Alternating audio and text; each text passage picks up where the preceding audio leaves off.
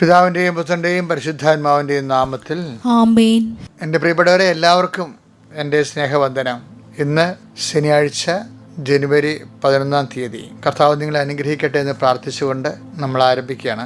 അമ്മേ, പരിശുദ്ധ അമ്മേ, അമ്മേ പരിശുദ്ധമ്മേ, ദൈവമാതാവേ, അന്ന് അങ്ങ് കൃപാസനത്തിൽ പ്രത്യക്ഷപ്പെട്ട് വരാൻ പോകുന്ന മഹാദുരന്തത്തിൽ നിന്ന് രക്ഷപ്പെടാനും എല്ലാവർക്കും വേണ്ടി പ്രാർത്ഥിക്കാനും ആവശ്യപ്പെട്ടിട്ട് 20 വർഷം കഴിഞ്ഞ ഈ വേളയിൽ കൃപാസനത്തിലൂടെ ഞങ്ങൾക്കും ഈ ദേശത്തിനും അങ്ങ് മധ്യസ്ഥം തേടി തന്ന എല്ലാ അനുഗ്രഹങ്ങൾക്കും കൃപകൾക്കും ഞങ്ങളിപ്പോൾ ഹൃദയം നിറഞ്ഞ നന്ദി പറയുന്നു. അമ്മേ പരിശുദ്ധമ്മേ, ജപമാല മാതാവേ, സകല കൃപാസനം പ്രാർത്ഥനയോടും ചേർത്ത് ഞങ്ങളിപ്പോൾ പ്രാർത്ഥിക്കുന്ന ഈ കുടുംബത്തിന്റെ പ്രത്യേക നിയോഗം. കുടുംബത്തിന് നിയോഗങ്ങൾ പറയുക സഹോദരങ്ങളെ.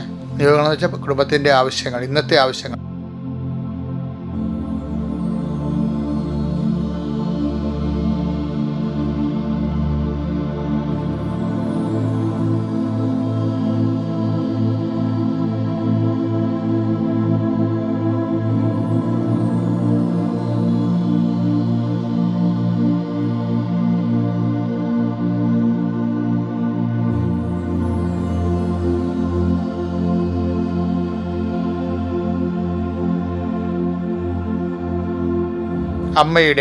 അമ്മയുടെ പ്രത്യക്ഷീകരണത്തിന്റെ ഈ ദ്വാദശക വേളയിൽ ഞങ്ങൾക്ക് സാധിച്ചു തരുവാൻ കനിയണമേ.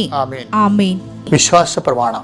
സർവശക്തനായ പിതാവും ആകാശത്തിന്റെയും ഭൂമിയുടെയും സൃഷ്ടാവുമായ ദൈവത്തിൽ ഞാൻ വിശ്വസിക്കുന്നു.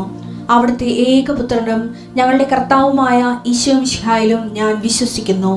ഈ പുത്രൻ പരിശുദ്ധാത്മാവിനാൽ ഗർഭസ്ഥനായി കന്യകാമറിയത്തിൽ നിന്ന് പിറന്ന് പൊന്തിയോസ് പീലാത്തോസിന്റെ കാലത്ത് പീഡകൾ സഹിച്ച് കുരിശിൽ തറയ്ക്കപ്പെട്ട് മരിച്ച് അടക്കപ്പെട്ട് പാതാളങ്ങളിൽ ഇറങ്ങി മരിച്ചവരുടെ ഇടയിൽ നിന്ന് 3-ാം നാൾ ഉയർത്ത് സ്വർഗത്തിലേക്ക് എഴുന്നള്ളി സർവശക്തിയുള്ള പിതാവായ ദൈവത്തിന്റെ വലതുഭാഗത്തിരിക്കുന്നു.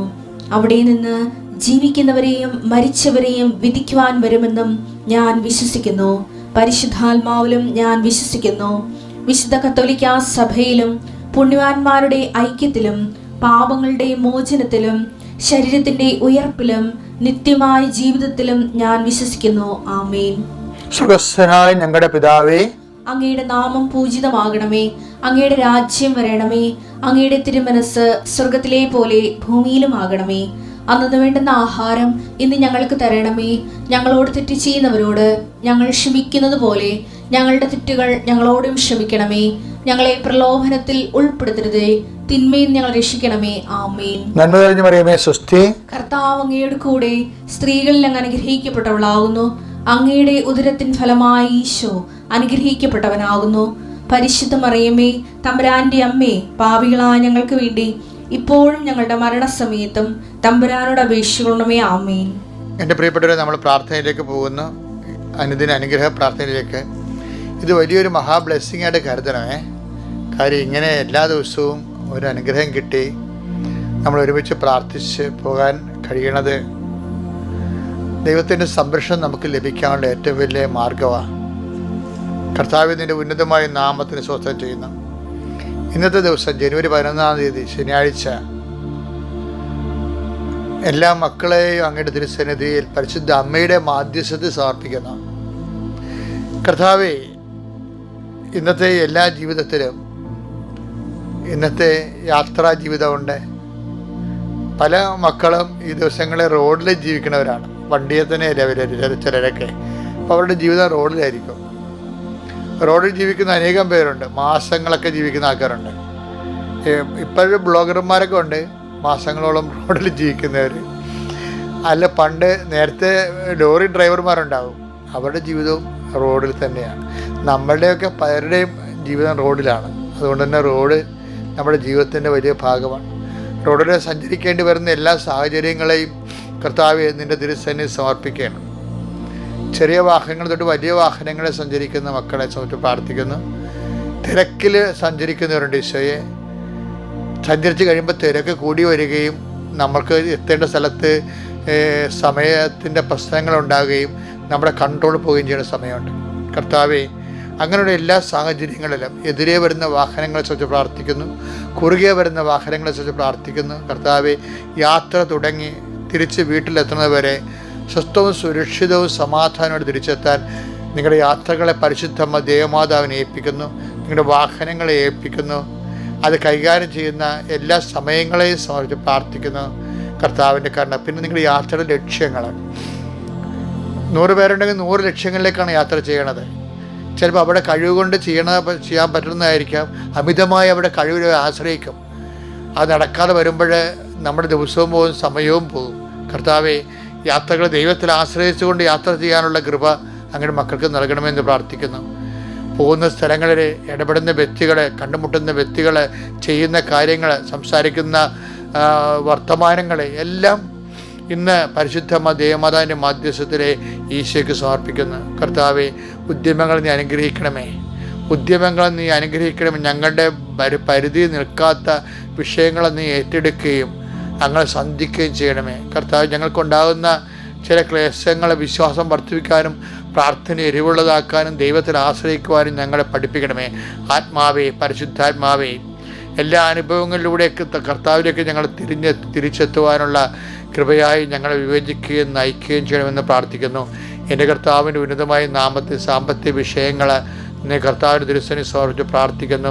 ആരോഗ്യ വിഷയങ്ങൾ സമർപ്പിച്ച് പ്രാർത്ഥിക്കുന്നു. സാമ്പത്തിക മേഖലയിൽ പോകുന്നവർ, സാമ്പത്തിക സ്ഥാപനങ്ങളിൽ പോകുന്നത്, സാമ്പത്തിക വിഷയങ്ങൾക്ക് വേണ്ടി പോകുന്നത്, ആരോഗ്യ പരിപാലനത്തിനായി പോകുന്നത്, ആശുപത്രി പോകുന്നവർ എല്ലാവരെയും കർത്താവ് അനുഗ്രഹിക്കട്ടെ.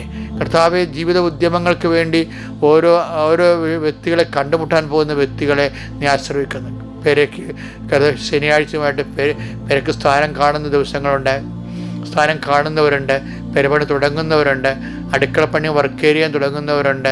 അങ്ങനെ പല പല പുതിയ ഉദ്യമങ്ങൾ തുടങ്ങുന്നത് ആൾക്കാർ ശനിയാഴ്ചയാണ്.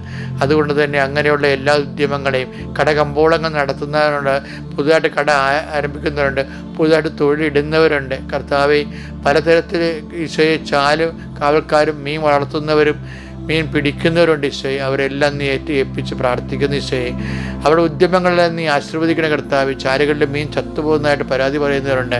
അങ്ങനെയുള്ള എല്ലാ മക്കളെയും അതുകൊണ്ട് എന്തുകൊണ്ടാണോ ഞങ്ങൾ ജീവിക്കുന്നത് ആ ജീവിത മേഖലകൾ നീ ഇപ്പോൾ ആശീർവദിക്കണം. അതിൻ്റെ ദോഷ തടസ്സങ്ങൾ യേശുക്രിസ്തു നാമത്തിൽ ഞാൻ ബന്ധിക്കുന്നു. യേശു സ്തോത്രം, യേശു നന്ദി, യേശു ആരാധന. ഹല്ലേലൂയ. പ്രിയമുള്ളവരെ, പിന്നെ ഉണ്ടല്ലോ, നമ്മൾ എന്നും കൊന്നും ഇങ്ങനെ വിശ്വാസികളായാൽ മാത്രം മതിയോ? കർത്താവ് ആഗ്രഹിക്കുന്നത് നമ്മൾ വളരണമെന്നാണ് ആഗ്രഹിക്കുന്നത്.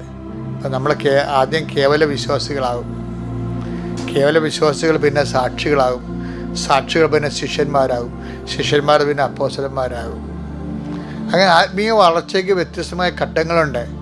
അല്ലാതെ 60 വയസ്സാകുമ്പോഴും ഒരു വിശ്വാസിയായിട്ട് ജീവിച്ചിട്ട് ഒരു കഥയുമില്ല. കുറച്ച് കഴിയുമ്പോൾ നമ്മുടെ കട്ടയമ്പഴം മടക്കി ഇവിടുന്ന് വണ്ടി വിട്ട് പോകേണ്ടി വരും. അപ്പോൾ ഒരു വിശ്വാസിയായിട്ടാണ് പോണത്. അങ്ങനെയല്ല, കർത്താവിൻ്റെ ശിഷ്യന്മാരായിട്ട് പോകണം. അത് കർത്താവ് അങ്ങനെ തിരിച്ചാണ് ആൾക്കാരെ കാണുന്നതേ. ചിലപ്പോൾ ഈശോ പറയത്തില്ലേ, അവർ രഹസ്യമായി ഈശോ പഠിപ്പിക്കായിരുന്നവരെ. കാരണം ആൾക്കാർ പൊതുവായിട്ടുള്ളപ്പോൾ ജനങ്ങളോട് പറയുന്ന കാര്യങ്ങളല്ല കർത്താവ് ശിഷ്യന്മാരോട് പറയണത്. ശിഷ്യന്മാരോട് പറയാൻ വേണ്ടി മാത്രം ഈശോ രഹസ്യമായിട്ട് ഇവരെ ചില സ്ഥലങ്ങളിൽ കൊണ്ടുപോവുകയും ശിഷ്യത്വത്തിൻ്റെ പണിശാലകളുടെ വലിയ പാഠങ്ങൾ പറഞ്ഞു കൊടുക്കുകയും ചെയ്യും. അപ്പോൾ ഇവരെല്ലാം ഒരുപോലെ ഇരിക്കുമെന്നാണ് നിങ്ങൾ കരുതണത്?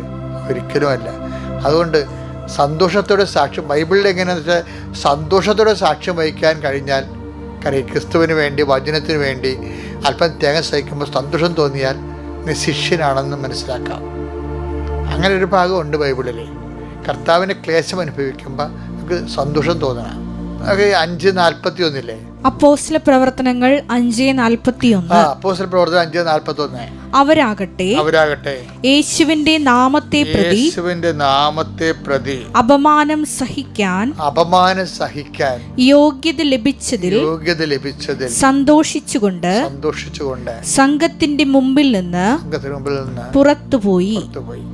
ഇപ്പം ചില സമയത്തൊക്കെ വീട്ടിൽ നമ്മൾ പ്രാർത്ഥിക്കുന്ന പോലും ബൈബിൾ വായിക്കുന്നപ്പോൾ ഒരു പുണ്യാളത്തി ഇരിക്കുന്നു.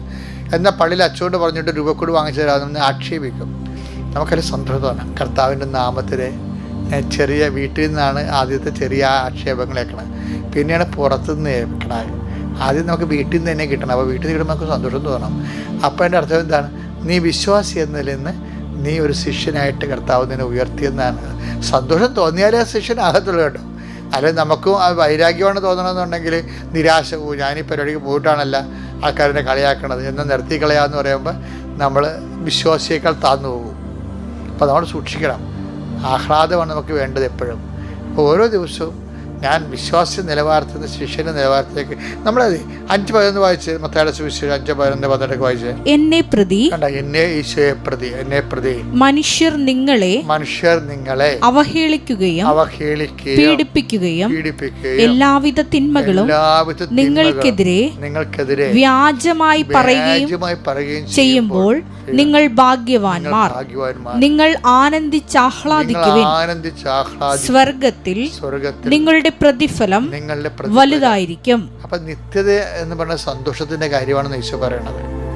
അപ്പം നമ്മൾ അനുദിന ജീവിതത്തിൽ കാര്യങ്ങൾ നടക്കണം മാത്രമല്ല സന്തോഷം, നിത്യതയാണ് ഒരു ദൈവവൈദ്യൻ്റെ സന്തോഷം.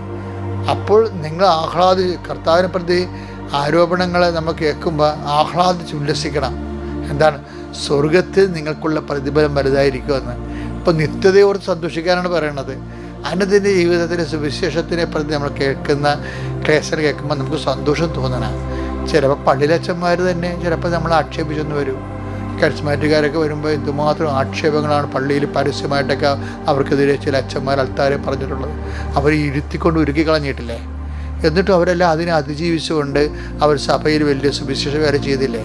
കാര്യം എന്താണ്? അവർ അഭിഷേകം കിട്ടിയവർക്ക് അഭിഷേകം കിട്ടിയപ്പോഴാണ് ഇങ്ങനെ ആക്ഷേപം കേൾക്കുമ്പോൾ ആനന്ദമുണ്ടാകണത്. പ്രാർത്ഥിക്കുക. കർത്താവായ ദൈവമേ, അങ്ങയെക്കുറിച്ച് ഞങ്ങൾ ആക്ഷേപിക്കപ്പെടുമ്പോൾ ഞങ്ങൾക്ക് ആനന്ദമുണ്ടാകുവാൻ ആവശ്യമായ അഭിഷേകം നൽകി ഞങ്ങളെ അനുഗ്രഹിക്കണമേ. അപ്പൊ ഈ ഒരു ചെറിയ കാര്യങ്ങൾ ഓർക്കുക. കർത്താവിനെ കുറിച്ച് ആക്ഷേപങ്ങള് ദൈവവേല ചെയ്യുമ്പോൾ പ്രാർത്ഥനയെ പ്രതിയോ ആധ്യാത്മിക ജീവിതത്തെ പ്രതിയോ നമ്മുടെ തള്ളിപ്പറച്ച് കിട്ടുമ്പോൾ നമുക്ക് സന്തോഷം ഉണ്ടാകണം. അപ്പം നമ്മൾ വിശ്വാസ നിലവാരത്തിൽ നിന്ന് നമ്മൾ സാക്ഷിയുടെയും ശിഷ്യൻ്റെ നിലവാരത്തിലേക്ക് ഉയരണം. അങ്ങനെ ദൈവം നിങ്ങളെ ഉയർത്തട്ടെ എന്ന് പ്രാർത്ഥിക്കുന്നു. Praise the Lord.